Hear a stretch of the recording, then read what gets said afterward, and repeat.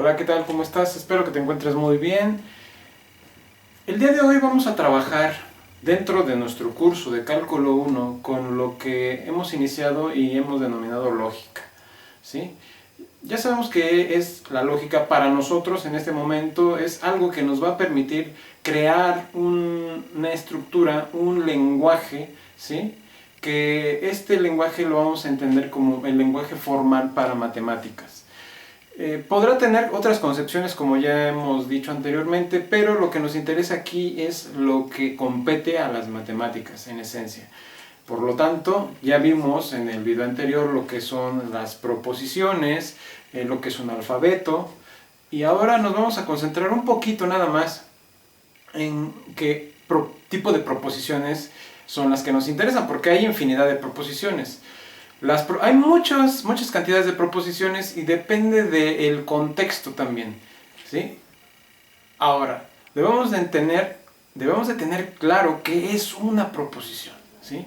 Una proposición, ya sabemos, como dijimos en el video pasado, es un enunciado u oración que sea verdadera o que sea falsa.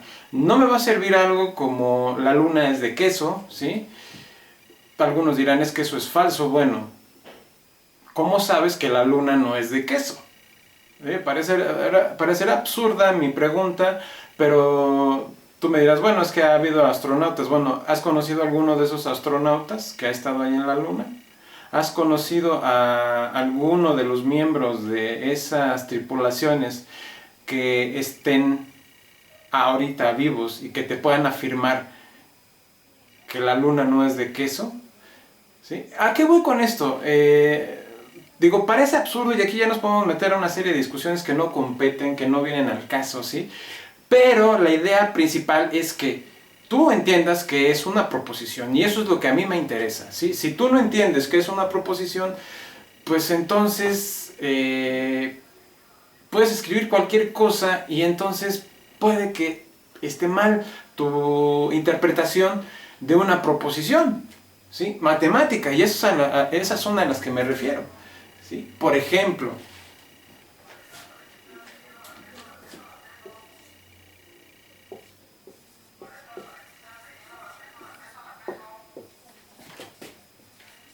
aquí tenemos una proposición. El número 2 es par, ¿sí?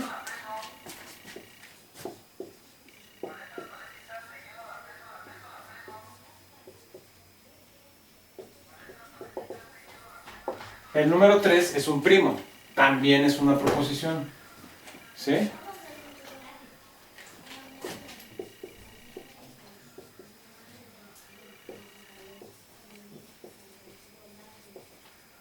El pastel es de chocolate, ¿es una proposición?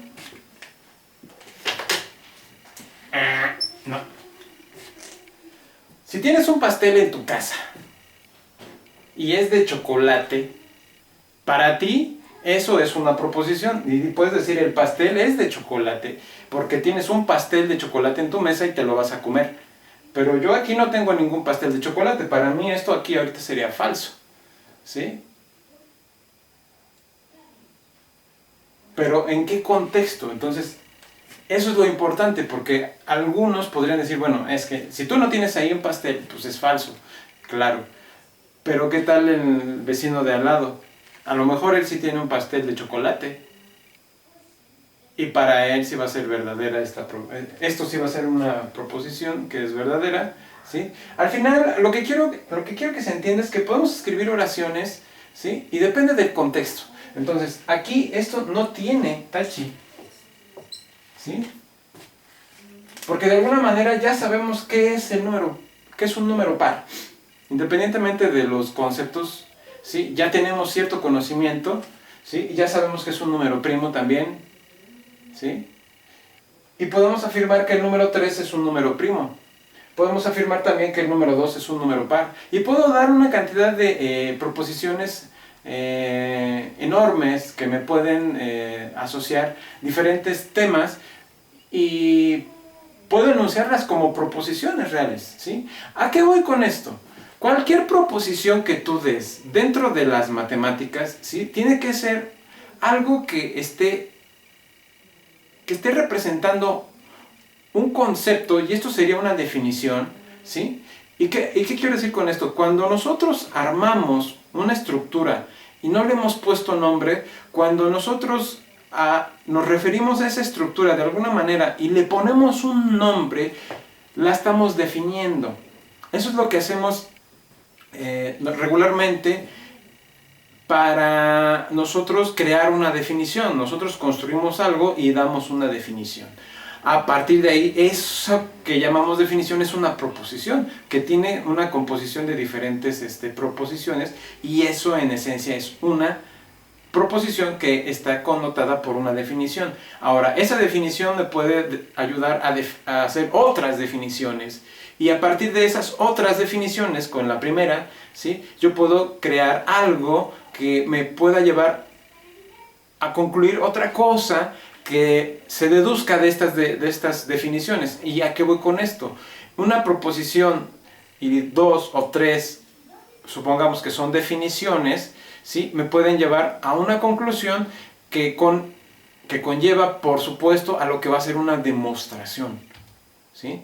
Entonces yo puedo afirmar algo y a ese algo lo puedo llamar teorema, lo puedo llamar lema, lo puedo llamar corolario o proposición simplemente, ¿sí? En algunos casos ustedes van a encontrar algunas afirmaciones que van a ser proposiciones, y esas proposiciones son proposiciones en el contexto lógico, ¿sí?, pero también son proposiciones que nos refieren a algo que se tiene que demostrar, ¿sí? En este caso, lo que quiero que quede claro es que dentro de las matemáticas todo el tiempo estamos usando proposiciones. No podemos hacer uso de otra cosa más que de proposiciones, porque estamos mostrando cosas que se están asociando una con respecto a la otra, y esto va a ir creciendo. Es una base que se sostiene de un enunciado o de un conjunto de enunciados que son proposiciones, ¿sí?, que pueden ser verdaderas o pueden ser falsas, y a partir de ahí nosotros hacemos una construcción. Esa construcción, pues lógicamente la podemos llamar álgebra, geometría, topología, cálculo, análisis, etcétera, ¿sí? Entonces lo que a mí me importa ahorita es que quede claro qué es una proposición, ¿sí? Y vamos a encontrar, estos son proposiciones muy elementales, pero vamos a ir dando cada vez proposiciones más complejas. Por ejemplo, las dos definiciones que les puse ayer son en esencia una proposición, ¿sí? Ahora vamos a introducirnos más firmemente en lo que es una proposición, y a partir de ahí entonces vamos a desarrollar lo que ya son las tablas de verdad.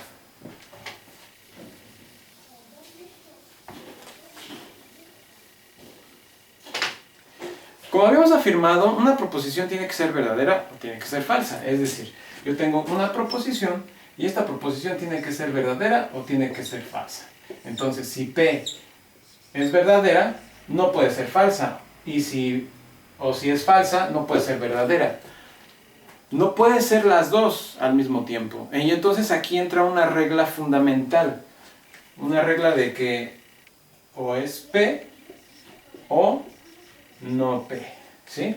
En nuestro lenguaje lógico sería P o no P. Entonces, no puede ser P y P. Esto sí sería una proposición, ¿sí? Ya estamos empezando. Entonces, P y no P, esto no puede darse en lógica, ¿sí? Si no se da en lógica, en matemáticas tampoco. Ahora, esto tiene mucho sentido, ¿sí? Desde la parte del sentido común, nosotros podemos decir, bueno, esto está caliente o está frío. Si está caliente, podemos afirmar que es caliente y eso es verdadero. Si está frío, podemos afirmar que es frío y es verdadero. Si está frío y decimos que está caliente, pues eso es falso. Si está caliente y decimos que está frío, pues esto es falso. Entonces, cuando tenemos una proposición, lo que me interesa de este punto es P y no P no se puede dar, ¿sí? P o no P sí se puede dar porque una de estas dos es verdadera. Ahora, cómo puedo mostrarles yo que esto se cumple? ¿Sí? Para eso vamos a necesitar las tablas de verdad. Veamos. Y ahorita regresamos a esto. ¿Sí? Partiendo a lo que se le conoce, las tablas de verdad, nada más como detalle, las crea, las pone a nuestra disposición un filósofo que se llama Ludwig Wittgenstein, ¿sí? Y este hombre creó un tratado que tenía que ver con la lógica, y ahí en ese tratado él dio una interpretación de lo que posteriormente se le conocería como tablas de verdad. Entonces, a partir de ahí, nosotros podemos dar una proposición, ¿sí? Una proposición P, y esta proposición tiene que ser verdadera o falsa, ¿sí? No puede ser de otra forma. ¿Cómo sería nuestra otra interpretación de la proposición definida por no P? Porque P es una proposición y su negación es otra proposición, no es la misma, ¿sí? La negación de una proposición se vuelve otra proposición, ¿sí? No va a ser la misma porque es la negación de la otra. Entonces, si la otra era verdadera, pues esta tiene que ser falsa. Entonces, como nosotros tenemos aquí que este es verdadero, este va a ser falso. Y si este es falso, este tiene que ser verdadero. Entonces, si yo tengo que P es verdadero, la negación de no P es falso. Si P es falso, entonces la negación de no P es verdadero. Y es aquí donde entra la parte del O, ¿sí?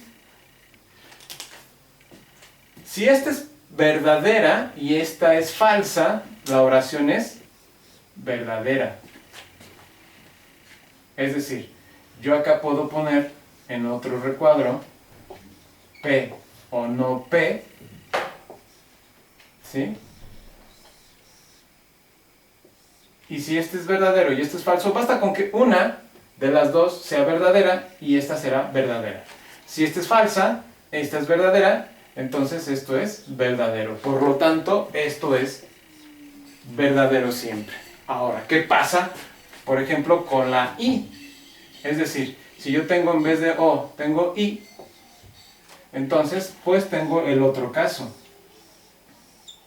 Tengo P y no P. ¿Esto qué va a ser? Si es verdadero y este es falso, tiene que ser verdadero. Ambas tienen que ser verdaderas, no puede ser una falsa. En este caso, por eso se le llama inclusión, porque las dos tienen que tener el mismo valor de verdad. Si ambas tienen otro valor de verdad, entonces el resultado es falso. Por lo tanto, si este es verdadero y este es falso, entonces esta es falsa. Si esta es falsa y esta es verdadera, pues esto es falso. ¿Por qué? Porque en ninguno de los dos casos las dos son verdaderas, ¿sí? Entonces, como podrás ver, si yo aquí tengo la proposición y es excluyente, y esta es incluyente, ¿sí? Excluyente porque puede ser cualquiera de las dos, y incluyente porque tienen que ser las dos. No puede ser una o la otra. Entonces, de ahí este principio donde esto no lo puedo aplicar, ¿sí? Y esto sí. Entonces, a esto lo llamo tautología, ¿sí? A esto lo llamo, pues, la negación en este caso. Aquí, la negación ya sé que tendría que llevar la negación no, ¿sí?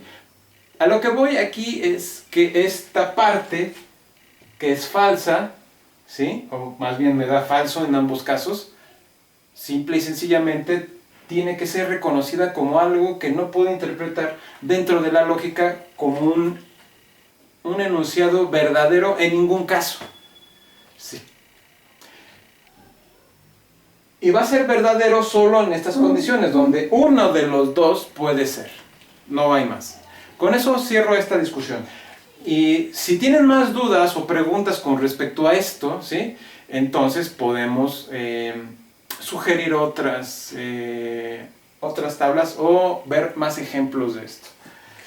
Ahora, esto es nada más para introducirnos, ¿sí? Un poquito a lo que son nuestras tablas de verdad, porque esto es un poco más complejo. Y vamos a ver por qué.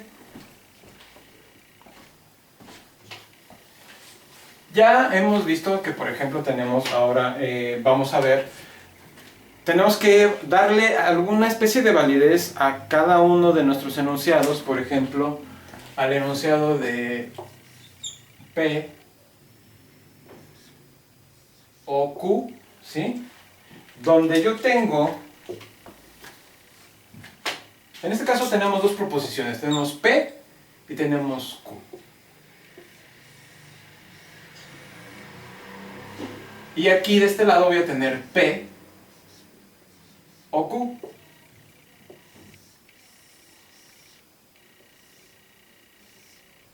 Y entonces me tengo que mover en este sentido.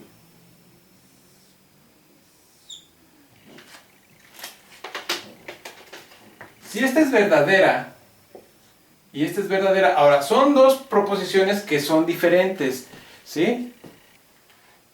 Si P es igual a Q, pues tengo la misma proposición, pero en este caso si P y Q son diferentes, no necesariamente tienen que ser iguales. Entonces, si P es verdadero y Q es verdadero, entonces, como es verdadero y verdadero, pues este es verdadero. ¿Por qué? Porque cualquiera de las dos puede ser verdadera. Ahora, si tengo que P y es verdadero y tengo que Q es falso, es verdadero esto. ¿Por qué?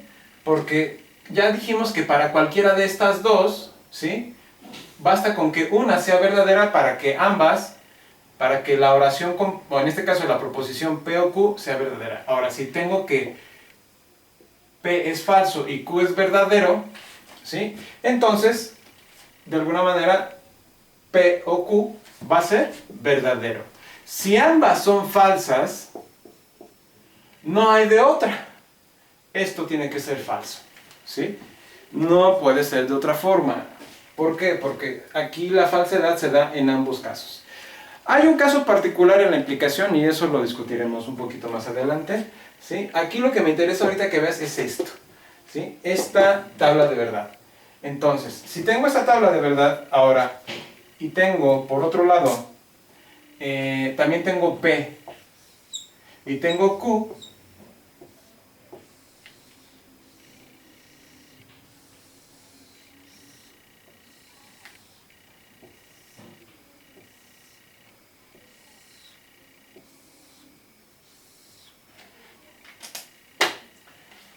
y por este lado tengo P y Q, ¿qué va a pasar? Si esta es verdadera y esta es verdadera, pues como ambas son verdaderas, esta es verdadera. Ahora, si P es verdadera y Q es falsa, ¿sí? Esta va a ser falsa. Perdón. Siempre cometemos errores, ¿eh? Ya saben que siempre nos equivocamos en algún punto. Lástima que no los tengo presentes porque me dirían, oiga profesor,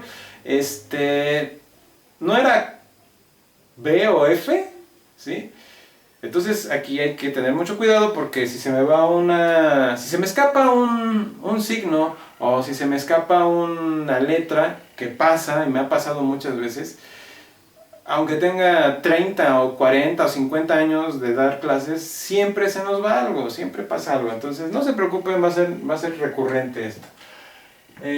Pero vamos a tratar de corregirlo, por supuesto, o sea, no se va a quedar así. Bueno, regresando al punto.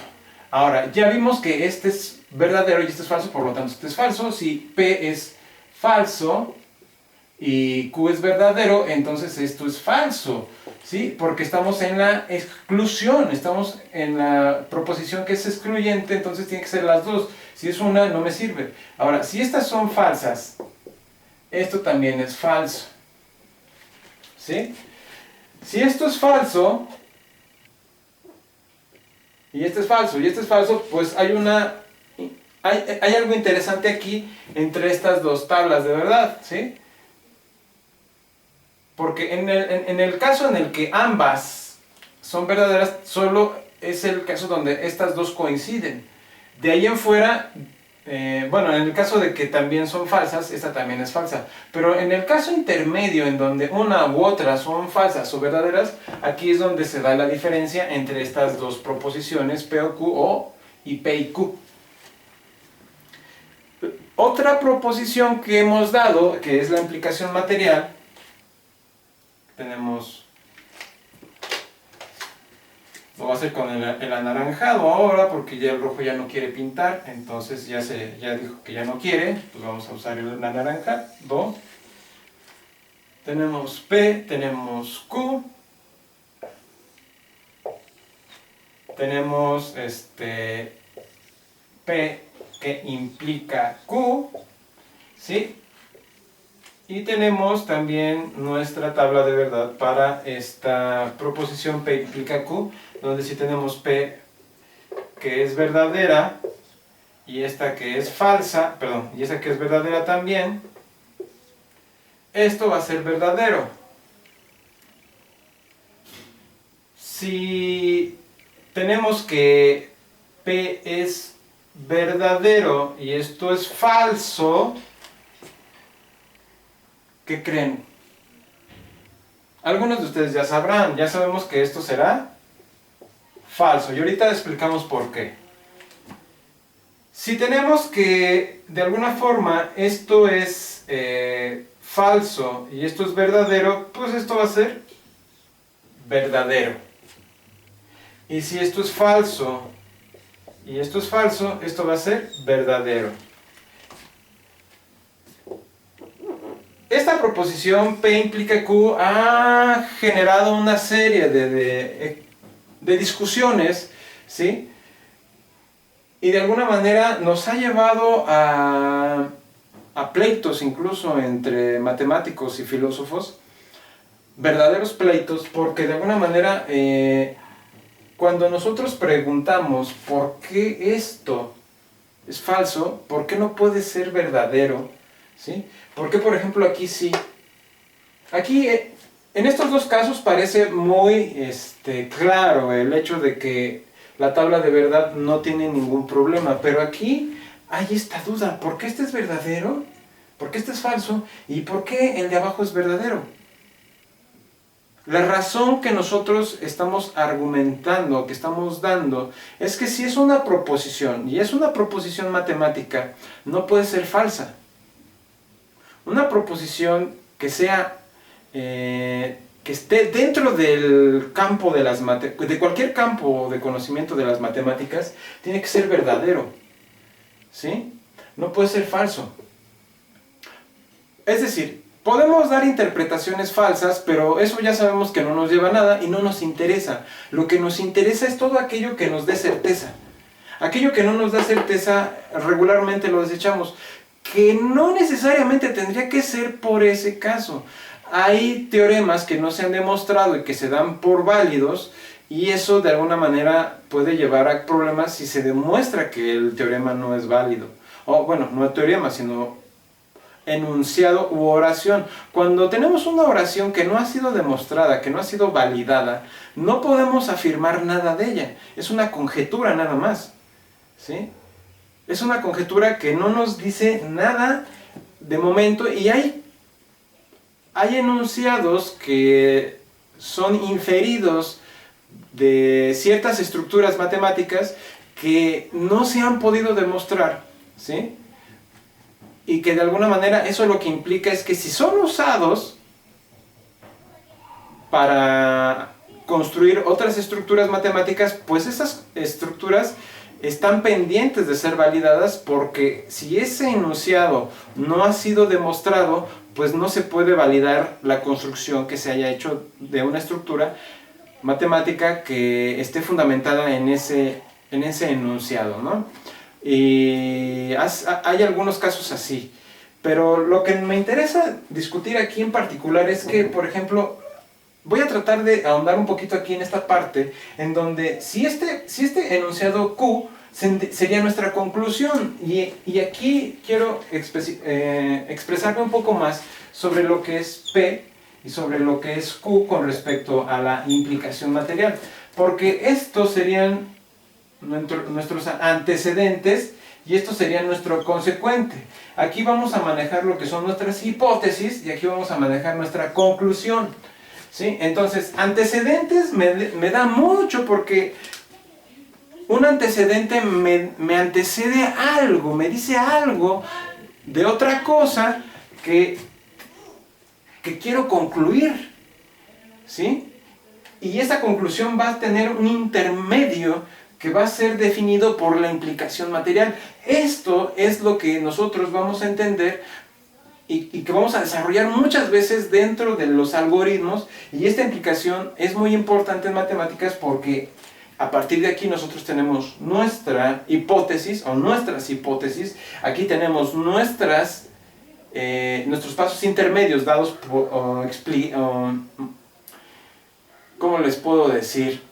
Nuestros pasos intermedios simbolizados por la implicación material, por la implicación.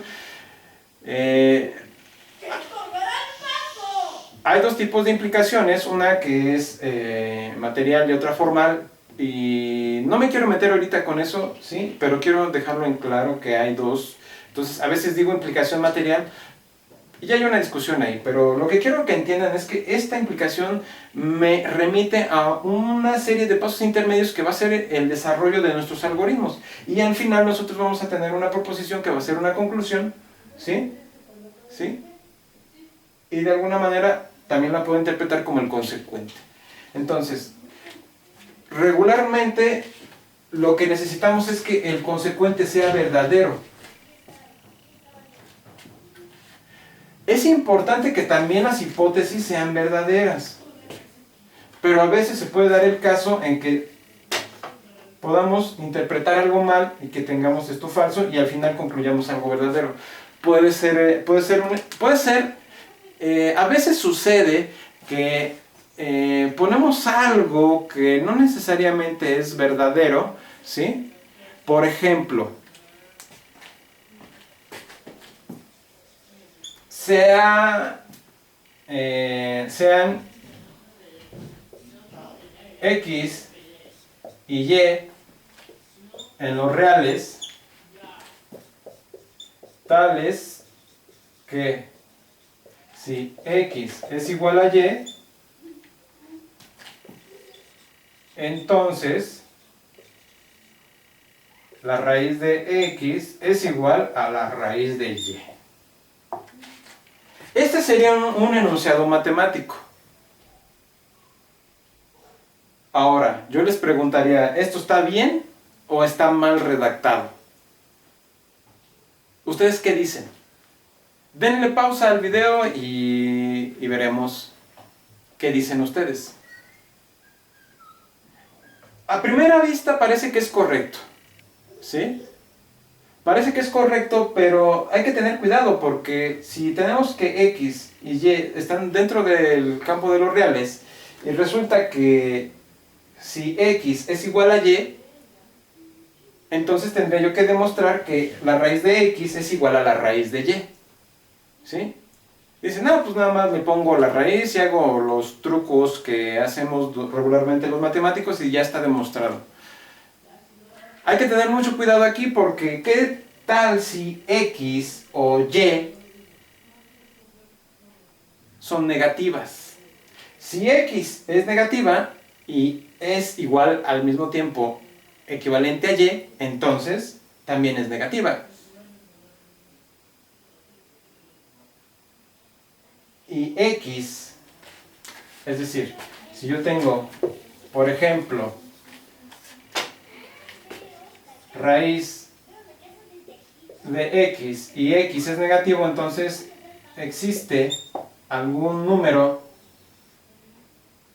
existe un Z, vamos a llamarlo en R, ¿sí? Tal que Z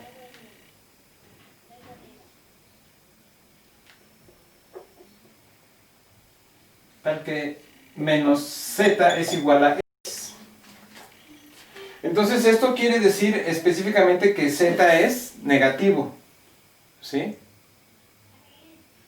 Si es negativo, entonces x es negativo. Entonces, por lo tanto, si yo digo que la raíz de x es igual a la raíz de menos x, esto de menos z, esto lo puedo interpretar como la raíz de menos 1 por z. Y esto lo puedo ver como la raíz de menos 1 por la raíz de z. En este caso, este es un número positivo, pues no hay ningún problema porque la raíz de z es positiva, pero la raíz de menos 1 no es un número real, es un número complejo, ¿sí? Entonces, esto está dentro del campo de los complejos, no está dentro del campo de los números reales. Por lo tanto, si yo hago esta afirmación, no es correcta del todo, ¿sí? Porque puedo dar dos números negativos y mostrar que esto no es real, que esto, más bien, donde x sea menos 1 y y sea menos 1, ¿sí? Menos 1 son equivalentes. La raíz de menos 1 es equivalente a la raíz de menos 1. Pues sí, pero dentro del campo de los números complejos, no dentro del campo de los números reales. Si estamos trabajando dentro del conjunto de los números reales, no me puedo salir de ahí. O bueno, sí me puedo salir, pero esto ya no estaría dentro de la estructura que estamos trabajando. Entonces ya no me sirve. Para trabajar dentro de esa estructura de los números reales ya no me sirve. Por lo tanto, este consecuente es falso. ¿Sí? De ahí que puedo dar yo interpretaciones, ¿sí? Que parecen ser verdaderas, pero esto es falso. Por eso es la importancia de tener mucho cuidado con los enunciados matemáticos, ¿sí? Porque de alguna manera, si tú me dices esto, estás mal. Y te voy a poner un tache, ¿sí? Porque esto no es verdadero, esto no es cierto. Ahora, si yo te pongo algo parecido en la tarea, claro que puedes decir, oye, profesor, eso no es correcto.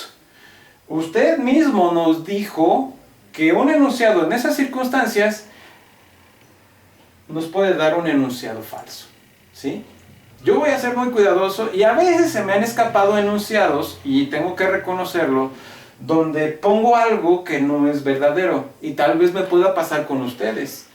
No quiere decir que si no me pasó antes, no me pase otra vez. Voy a procurar que no me pase, pero me puede suceder, ¿sí? Y ustedes tienen que estar muy pendientes de que yo les dé enunciados verdaderos, porque si les doy un enunciado falso, pues van a demostrar algo que no es verdadero, y eso pues lógicamente los puede llevar a conclusiones falsas que pueden aplicar en otras materias, y que en otras materias les digan, oye, es que eso no es verdadero, está mal, no lo puedes usar.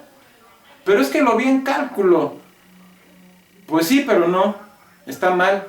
No porque yo lo diga, es verdadero. Entonces, es importante que ustedes sean sus principales observadores de lo que estamos haciendo los profesores. Ustedes deben de analizar cada enunciado, cada propiedad, cada definición, cada teorema que un profesor les dé, porque podemos llegar a cometer estos errores. Y no tiene nada de malo, ¿sí? Pero es importante que ustedes se den cuenta qué error está ahí. ¿Por qué? Porque ese error los puede llevar a cometer errores en otros cursos, y no debemos de permitir eso, ¿sí? Nosotros mismos, y en particular tú, ¿sí? Es tu responsabilidad también decir, oiga profesor, eso que puso en el video X, ¿sí? En el minuto X, usted dijo X, y es no a X. Eso no es verdadero. Entonces es importante que aquí tú te des cuenta de esto, ¿sí? Por eso la importancia de la lógica. Por eso yo considero importante que veas un poquito de lógica para que tengas esto en mente, ¿sí? Si no te das cuenta de esto, ¿sí? Y alguno de tus profesores, incluso yo, cometemos algún error de estos, te digo, puedes llevar esto como algo verdadero a tu otro curso y decirle, ¡pum!, ahí está, y lo quedó demostrado. No, ¿por qué? Porque esto no es verdadero, esto es falso. Esto es verdadero si yo aquí le pongo reales positivos, significando esto como que estoy dentro de los reales, o dentro de los reales no negativos. Dentro de los reales no negativos incluyo al cero. Si fueran de los reales positivos, estoy incluyendo a todos los términos a partir del cero, sin incluir el cero. Si yo digo todos los reales no negativos, entonces esto sí es verdadero. Porque todo esto cae dentro del conjunto de los números reales. Entonces nada más con ponerle esto aquí, entonces esto ya se convirtió en una proposición que es verdadera. Pero si no lo tiene, esta proposición es falsa. Entonces es importante, a veces, tal vez esté correcto el enunciado, tal vez o alguno de sus profesores lo haya enunciado de forma correcta, pero se le olvidó el pequeño detalle de poner esto. Y ustedes cuando revisan sus notas, dicen, ah, mira, esto, pero aguas, porque incluso a veces en estos detalles donde, aunque hayamos dado el enunciado de forma correcta y no lo hayamos escrito completo, pues entonces hay un error, ¿sí? Y eso lo pueden preguntar ustedes a sus profesores, o al ayudante también, porque hay ayudantes que están dando clases también de esta forma. Entonces es importante que ustedes se den cuenta. Este simple detalle me puede llevar a un error. Entonces es increíble que ustedes, más bien es increíble el poder de la lógica, ¿sí? Para que tú te des cuenta que un enunciado puede ser verdadero o puede ser falso, nada más con un pequeño detalle, ¿sí? Este pequeño detalle lo hace verdadero o lo hace falso. Si no lo tiene, esto es falso, ya lo dijimos, y si lo tiene, entonces es verdadero. De ahí la importancia de que si este enunciado es falso, aunque todo lo que diga acá es verdadero, esto es falso. Porque no cae dentro del conjunto de los números reales, cae dentro del conjunto de los números complejos. ¿Sí? Por lo tanto, tenemos que tener mucho cuidado con cada uno de los enunciados. Ahora, no voy a estar revisando, ¿sí?, todo el tiempo todos los enunciados desde la perspectiva en donde tengo que ser riguroso.